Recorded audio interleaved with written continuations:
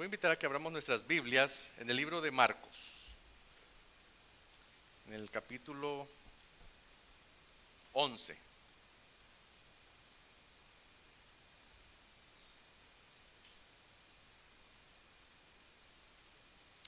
Vamos a leer los versículos del 22 al 24.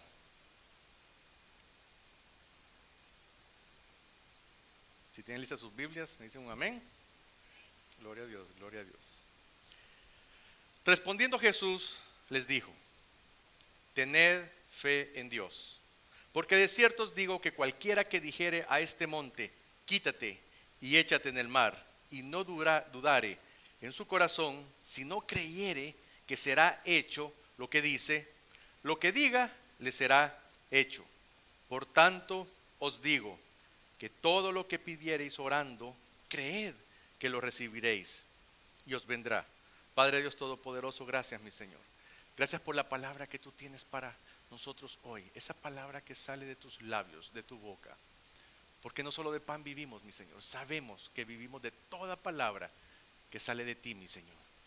Abre nuestra mente, nuestros oídos, pero sobre todo, abre nuestro corazón para que esa palabra que tú tienes para hoy sea puesta aquí adentro, en nuestro interior, y la hagamos vida cada día.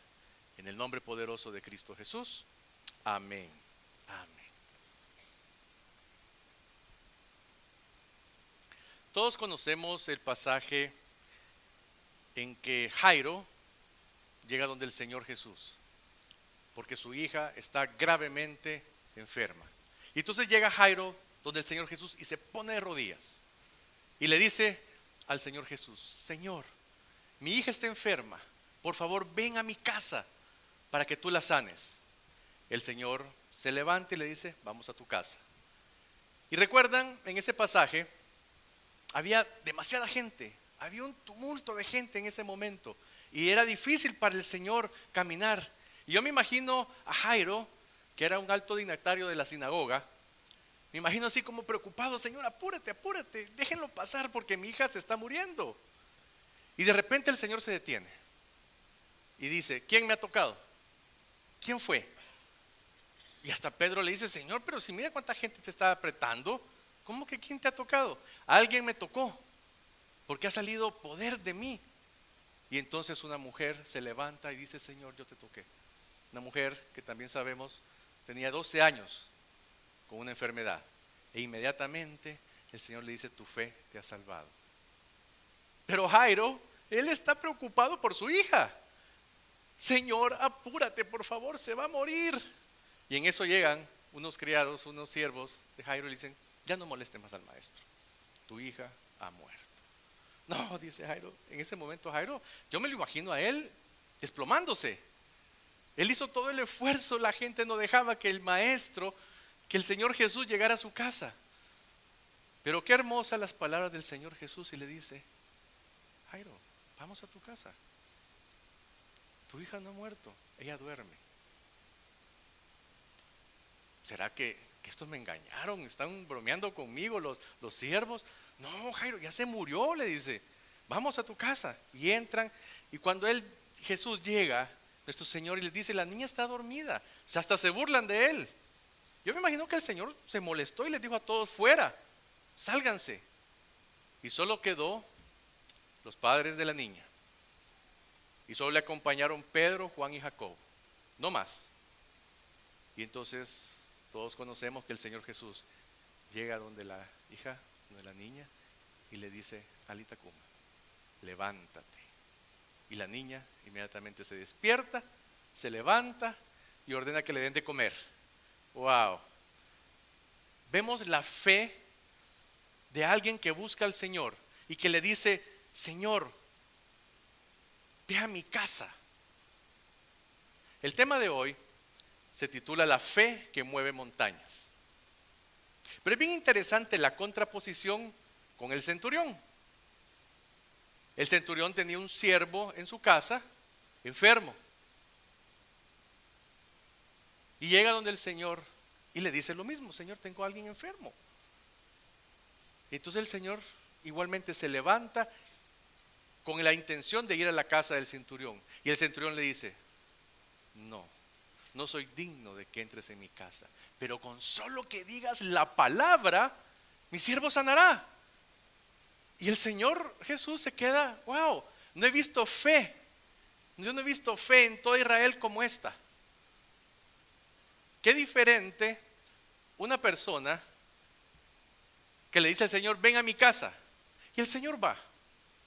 Pero el otro, la fe del centurión era mucho más grande. ¿Por qué? Porque solo le dijo, con solo que digas la palabra. Y así es. Dios, con solo decir la palabra, las cosas son hechas. La creación fue hecha solo por la palabra de Dios. Hágase la luz, y la luz se hizo. Sepárense la luz de las tinieblas, y se separaron. Sepárense las aguas. Háganse las bestias, los animales, los peces. Y solo la palabra, una palabra creadora, una palabra que tiene realmente poder. ¿Cuántos de nosotros invitamos al Señor a nuestro hogar? Y el Señor llega. ¿Cuántos de nosotros creemos que el Señor está en nuestro hogar? Gloria a Dios, gloria a Dios. ¿Cuántos creemos que con sola la palabra de Dios es suficiente para sanar, para resucitar, para multiplicar los panes y los peces, para que tenga provisión en su hogar? ¿Cuántos de nosotros le pedimos al Señor, Señor, solo di la palabra? Es más que suficiente, porque creemos en el poder de Dios y creemos en Dios, pero lo más importante es que lo hemos hecho nuestro Dios. Miren, la fe es una ley, así como las leyes físicas en que vemos que, por ejemplo, la atracción de la tierra, la gravedad, dejamos caer algo, ya sabemos que se va a caer, hay una ley física. Hay leyes no tan tangibles como la ley de la siembra y la cosecha, que todo lo que sembramos se cosechará. Es otra ley. Pero la ley de la fe es que si tú crees sin dudar, se te será hecho. Y es una ley un tanto intangible, algo que realmente no vemos. Creer esa fe que mueve montañas. Todos conocemos un tanto como una definición científica, una definición que podemos ver en los textos, pero esta definición, cuando yo la leí por primera vez en mi vida, no solo vi una definición como un texto, un libro científico, o sea, vi la palabra de Dios ahí. Todos conocemos Hebreos 11:1, que dice, es pues la fe la certeza de lo que se espera, la convicción de lo que no se ve. Muchos no la podemos de memoria. ¿Cuántos la hacemos vida? ¿Cuántos realmente tenemos certeza de que las cosas van a suceder? ¿Cuántos tenemos la convicción de que vamos a ver en lo que estamos creyendo? Y muchas veces no es necesario la fe solo de nosotros. ¿Recuerdan al paralítico? Yo creo que el paralítico ya tenía muchos años de estar con esa enfermedad, con esa situación. No creo que tuviera él esperanza, pero hubo unas personas que sí, y lo tomaron, y al ver aquel tumulto de gente en aquella casa, no se dieron por vencidos, tenían fe, una fe que actúa, y subieron al paralítico al techo, abrieron un hoyo. O sea, no les importó ni siquiera lo que el dueño de la casa les iba a decir. Ellos iban por su milagro. Y entonces bajaron a aquel paralítico frente a Jesús. Y el Jesús, al ver eso, primero perdona los pecados, porque había un propósito en lo que estaba sucediendo. Y muchos se quejaron, si solo Dios puede perdonar pecados. Bueno, les dice que es más fácil decir, tus pecados son perdonados, pues nadie sabe qué es lo que sucede, es algo espiritual, o decirle, levántate. Pues para que sepan que el Hijo del Hombre ha venido No solo para perdonar pecados, no solo para sanar. Él ha venido a liberar. Él ha venido a sanar corazones. Pues le dice al paralítico, levántate. Y al final les dice, por la fe de ustedes, no por la fe del paralítico. Eso es intercesión. El que intercede tiene fe de que algo va a suceder por alguien. Le pone una carga en el corazón el Señor y usted empieza a orar por una persona. ¿De dónde? ¿Quién sabe? Solamente Dios sabe que nos pone esa situación y oramos y oramos.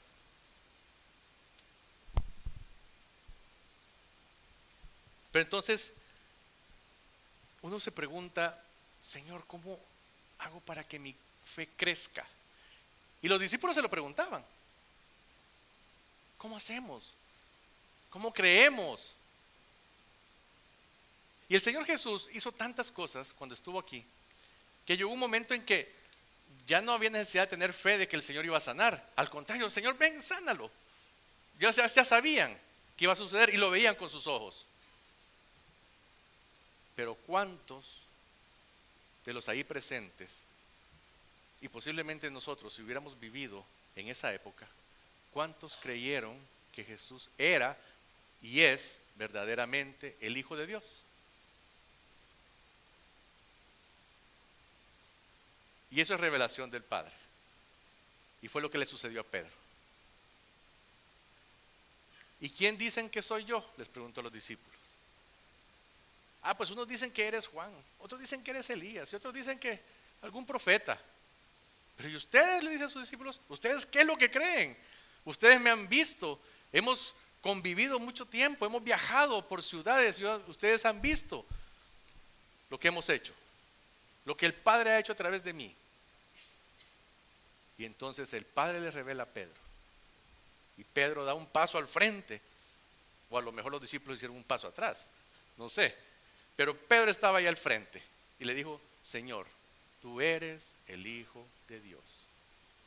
Y entonces el Señor Jesús le dice, eso no te lo ha revelado ni carne ni sangre. Eso es revelación del Padre. Y la primera fe que necesitamos nosotros es la fe como un don de Dios. Es la fe necesaria para creer y aceptar a Jesús como el Señor de nuestras vidas. Reconocerlo como el Hijo de Dios. Reconocerlo como Dios. Esa es la primera fe que necesitamos. Porque si no, lo demás no sirve de nada. Si no creemos en Dios, si no creemos en el Señor Jesús, si no creemos en el Espíritu Santo, recuerden, es un solo Dios.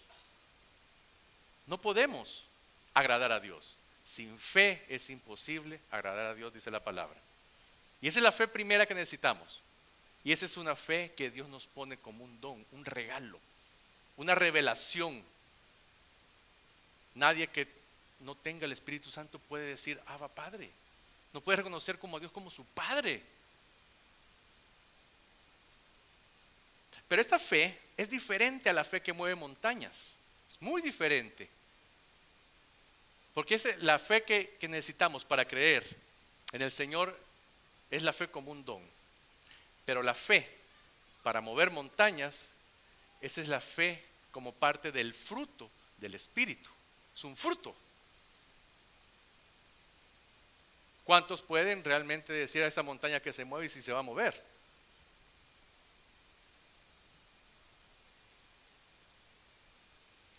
Había un hombre que le dijo tenía una montaña enfrente y le dijo, muévete.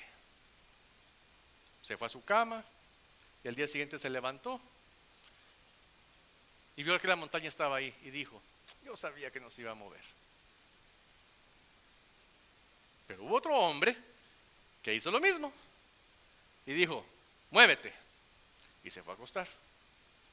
Al día siguiente vio en la ventana y dijo, ¿quién puso esa montaña que yo moví ayer?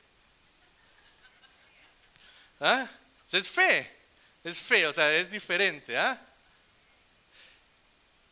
Miren, en la época de Jesús, que estuvo acá en la tierra, no se necesitaba esa fe para ver los milagros de Dios. Al principio, wow, todos así. Por ejemplo, ¿qué es lo que esperaba Marta con su hermano Lázaro? que el Señor se apurara, para que lo sanara. Pero cuando Lázaro murió y pasaron 4 días, Marta ya no tenía fe. Es más, hasta que le reclamó, en tono de reclamo: Señor, ¿y por qué no te apuraste? Te mandé a llamar, tu amigo, mi hermano Lázaro, se estaba muriendo. ¿Por qué no te apuraste? ¿Quién creía en ese momento que Lázaro iba a ser levantado? Y cuando a Jesús le avisaron, el Espíritu Santo le dijo a Jesús: no, todavía no. El Señor no se movió, ahí estaba esperando esa comunión perfecta con el Padre, que por medio del Espíritu Santo le hablaba. La confianza total. Cuando pasaron los 4 días, bueno, vamos a ir. Y entonces el Señor Jesús, al ver a aquella mujer acongojada, con cierto tono de enojo: ¿qué acaso no te he dicho que si tienes fe vas a ver la gloria de Dios? Cuando escucha a Marta aquellas palabras, yo imagino a Marta: ¿qué me está queriendo decir? No entiendo. Y entonces el Señor Jesús manda a quitar esa piedra. Pero Señor, si ya huele mal, ya lleva 4 días muerto, que la quiten, les digo. Bueno, pues solo porque tú dices. Y la fueron a quitar. Y el Señor Jesús lloró por la muerte de su amigo, pero le pidió al Padre, y le dijo: gracias, Padre, porque yo sé que siempre me escuchas. Y había un propósito de Dios. Y entonces le dijo a Lázaro: levántate, sal fuera. Y Lázaro resucitó. Gloria al Señor. Y todos ahí quedaron atónitos. Pero había un propósito: para que todos creyeran de que tú me habías mandado, Señor. Que tú, Padre, mandaste al Hijo del Hombre acá a la tierra. Había un propósito. Pero nadie tenía fe de que Lázaro se iba a levantar. Dichoso a ti, Tomás, le dijo, que ves, que crees porque ves. Dichosos, bienaventurados nos llama a nosotros, que creemos sin haber visto. Y lo dijo en ese momento, se lo dijo a Tomás: bienaventurados todos aquellos que creerán sin haber visto. Nosotros somos bienaventurados por eso, porque creemos sin haber visto. Abraham es llamado el padre de la fe, pero es llamado el padre de la fe porque le creyó a Dios. Le dice a Abraham: sal de tu tierra, deja tu parentela y vete al lugar, a la tierra que yo te mostraré. Y Abraham le creyó y se movió. Él no sabía para dónde iba, él no sabía lo que iba a pasar, pero le creyó a Dios. Había una comunicación directa, una comunión directa entre Dios y Abraham. El Salmo 37:4 dice: deleítate asimismo en Jehová, y Él te concederá las peticiones de tu corazón. Fíjense que la palabra concederá en este caso viene de un hebreo que significa poner, que significa dar. Cuando usted lee este versículo con esa interpretación de la palabra original del hebreo, deleítate a sí mismo y Jehová te pondrá las peticiones de tu corazón, te dará las peticiones de tu corazón. La palabra conceder acá muchas veces la confundimos con aquel mago, aquel genio de la lámpara que me va a conceder 3 deseos. El Señor me va a conceder todo lo que le pida, todas las peticiones de mi corazón. Pero también conceder significa que yo le estoy dando algo a alguien. Yo le estoy concediendo este lapicero, yo le estoy concediendo esto y lo otro. Eso es lo que el Señor hace. Si yo me gozo en el Señor, si yo creo en Él, Él pondrá en mi corazón su voluntad. Y entonces, con esa revelación de Dios, yo le voy a pedir al Padre. Y entonces sí va a conceder las peticiones de mi corazón. ¿Por qué? Porque yo estoy pidiendo conforme a la voluntad de Dios. Y hay un ejemplo bien sencillo. Yo le puedo pedir al Señor un carro, porque lo necesito. Pero Señor, yo quiero un Porsche. Eso no viene del Señor, pues. Necesito un transporte. Bueno, te voy a dar una bicicleta, pues.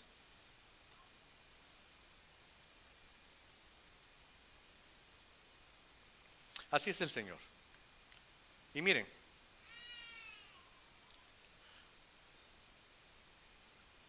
la gente que no es cristiana en el mundo, hay muchas personas que tienen fe. Y como yo les explicaba al principio, la fe como un principio, como una ley, estas personas creen en algo, perseveran y trabajan y lo alcanzan, van enfocados. Así vemos empresarios, personas con éxito, y no necesariamente son cristianos ni creen en Dios, pero la ley está dada. La ley es para todos. La ley de la siembra y la cosecha es para todos. La diferencia de estas personas con nosotros los cristianos es que nosotros, teniendo una comunión con el Padre, pedimos según su voluntad. Y miren, el Señor Jesús en Getsemaní le pidió al Padre si es posible pasar esta copa. Le estaba pidiendo algo al Padre, ¿sí o no? O sea, él no quería vivir, no la tortura, no el castigo. Él lo que no quería vivir era la separación con el Padre. Una separación de un momento crucial en el que el Señor Jesús dijo: Padre, ¿por qué me has abandonado? Claro, en ese momento estaba cargando con el pecado de la humanidad. Pero ¿cuál fue la respuesta de Dios? No.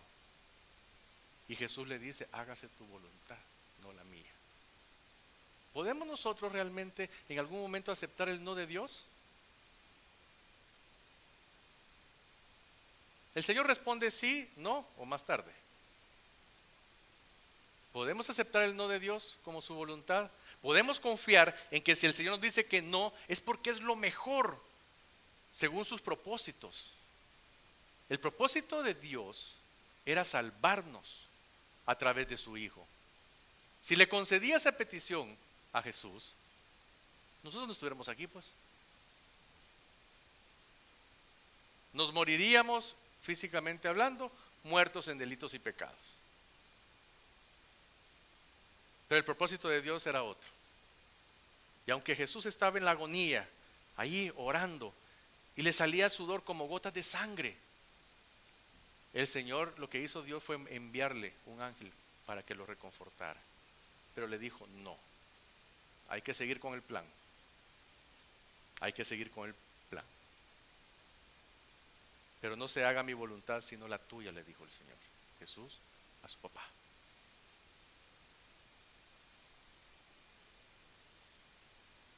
Pero ¿qué pasaría si nosotros si logramos pedir según la voluntad de Dios? ¿Qué pasaría si tenemos esa revelación? ¿Cómo tener esa revelación de Dios? La intimidad con Dios es bien importante. El orar con el Señor, el estar a solas con Él en nuestro cuarto, el sentarnos con Él y empezarle a contar toda nuestra vida. Muchos, y me incluyo, oramos y empezamos a pedirle a Dios: Señor, que dame esto, dame lo otro, concédeme aquí, dame acá, mira que ayúdame con esta cosa, mira que estoy sin trabajo y necesito, mira que mi hijo está enfermo y necesito que lo cures. Y empezamos a pedir y a pedir y a pedir. Pero ¿cuántos de ustedes le han preguntado al Señor: ¿y tú qué quieres? ¿Cuántos?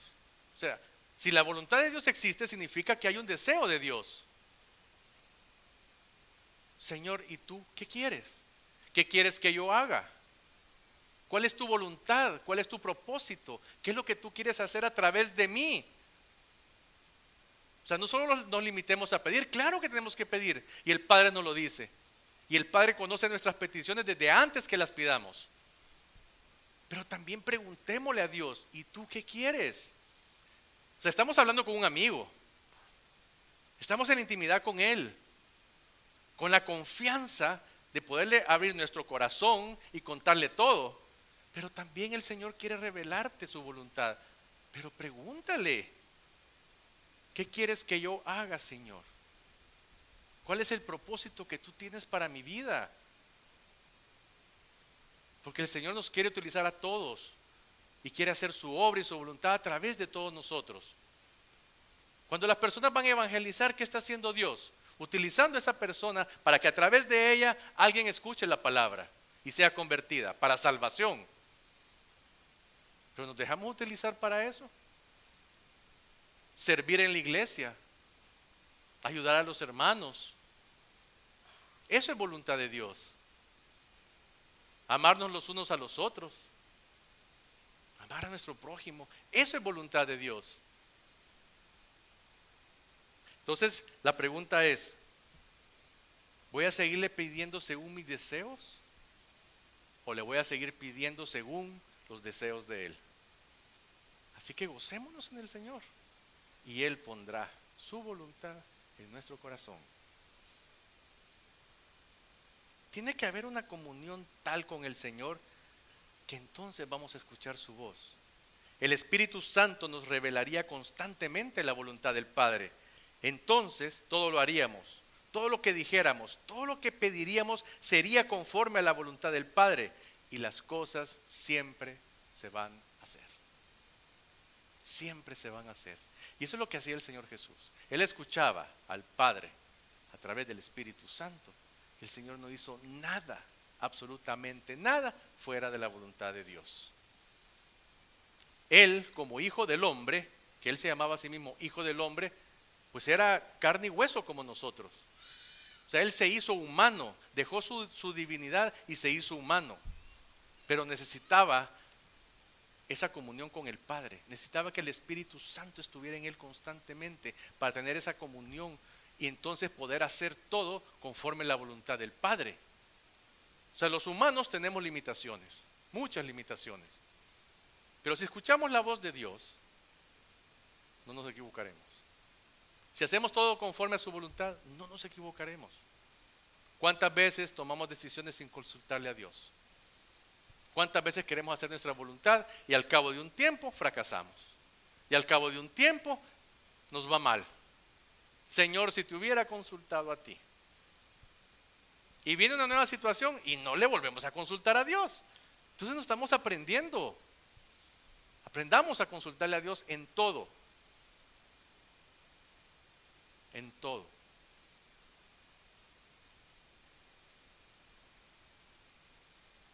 Así que necesitamos comunión, necesitamos intimidad, oración, leer la Biblia. El Señor nos habla. Aquí hay letras, aquí hay páginas. Aquí podemos leer esto como un libro de texto. Pero si tenemos la fe de que esta es la palabra de Dios, entonces escucharemos a Dios. Y el Señor abrirá nuestros ojos y podremos entender los versículos. Y es así como el Señor nos coloca palabra rema para nuestra vida. Y la palabra rema no es otra cosa más que la voz de Dios hablándonos directamente. Sé fuerte y valiente. Y le obedecen a Dios cuando el Señor les pone esa palabra rema en su vida. Ok, de ahora en adelante seré fuerte y valiente. Porque no lucho con mis fuerzas, sino con las fuerzas del Señor. No hago las cosas por mi voluntad, sino por la voluntad del Señor. Pero lo creo. ¿Realmente lo creo?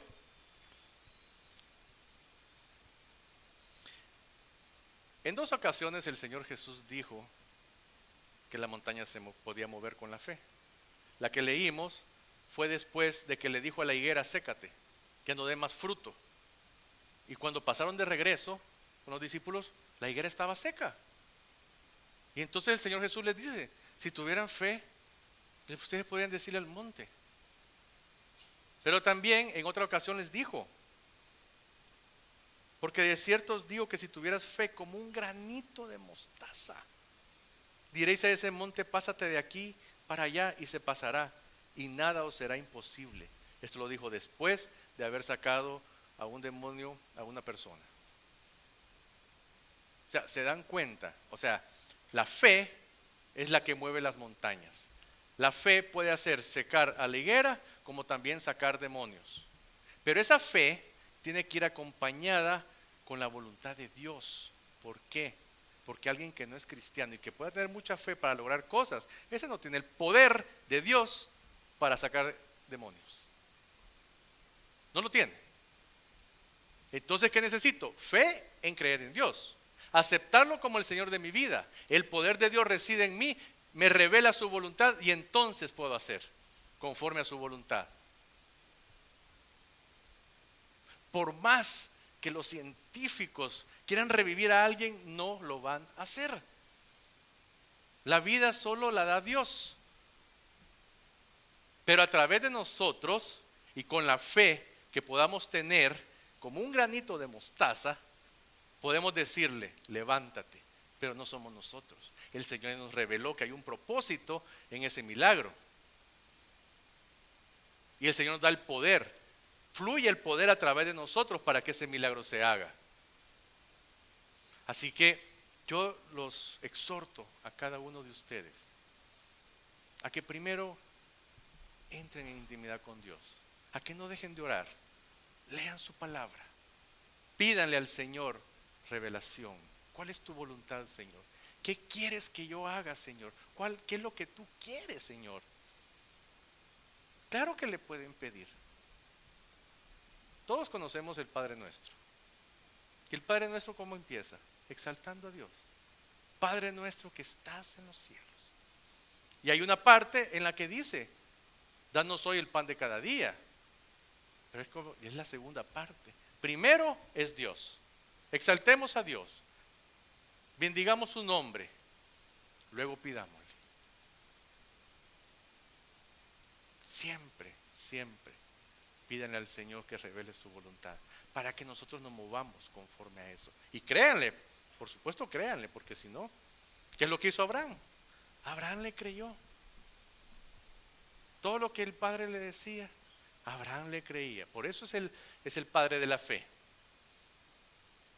No es porque él hacía milagros o tenía esa fe que mueve montañas, no, es porque le creyó a Dios. Esa es la diferencia. Así que esa es la exhortación del Señor hacia ustedes, que confíen en Dios, que lo busquen diariamente, de madrugada, como dice la canción y también dice el Salmo 63, de madrugada yo te buscaré, tu diestra me sostiene, bajo tus alas buscaré, estaré seguro. Y tantas cosas hermosas que el Señor nos dice que hagamos. Créanle, créanle. Y no solo reconozcan que Dios es Dios, háganlo el Dios de sus vidas. Así hizo David. Dios, Dios mío, eres tú, le dijo.